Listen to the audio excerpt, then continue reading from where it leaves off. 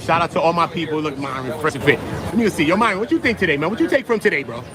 Today was a wild day, though. What you take, though, Myron? What you take from today in court? Hold out right now. You came at the perfect time. Yep. What you think about today, Myron? And the same question? Yes. Yeah, what are your takeaways from today?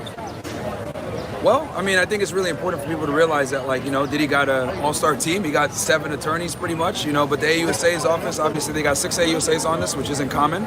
And the feds, you know, they play for keeps. We all know that, you know, they win like 90% plus of their cases. I actually used to work in federal law enforcement myself, so I used to actually work for this agency, HSI, that's running it. So we'll see what happens, man. The defense did a good job of, you know, hurting Cassie's credibility, creating a little bit of reasonable doubt, and that's their job. Yeah. They're not there to prove you innocent. They're there to say you could be innocent. That's their job, and that's what they're doing.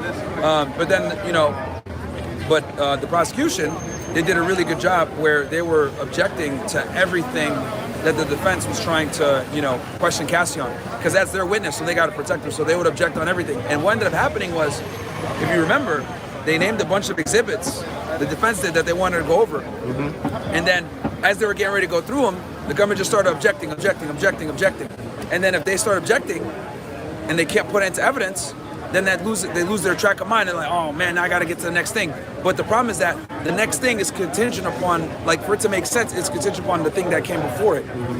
So you can see that they kind of like got messed up a bit. They brought it back though, because they started like talking about her sexual past with the FaceTime call and everything. But we'll see, man. We'll see. The defense did do a good job of, you know, creating some doubt, especially with the rape allegation. With the allegation. Yeah. Right? So what about this special agent Bender guy? It's a girl. It's a woman. It's a woman. I know she's a woman. She's new, bro. She's been on the job 5 years. So, like, you know, they made a big, like, she shouldn't have taken the money. I'll be honest with you. They shouldn't have seized the money. That's a rookie mistake. If I was on there, I would have given the money back to him. Because here's the thing. He's a billionaire, bro. The money's legit. Like, if he's a drug dealer or whatever, I'll take it. Put on the 6051, whatever. But, like, you know, the dude is a billionaire. The money's legit. You know it's clean.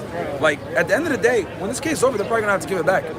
Crazy. So because like she would have had a smooth run on the bench and the witness stand if she didn't take the money.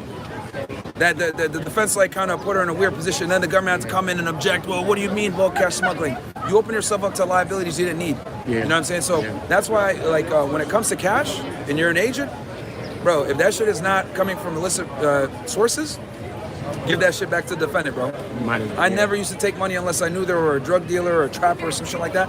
But if it was like cash and I knew they were legit, you know, some other crime, because keep in mind, this is a sex crime. Yeah. He's not doing this shit for profit. Yeah. He's doing it for his own perverted shit. Yeah. Like, this is one of these rare cases where they're not committing crimes to make money.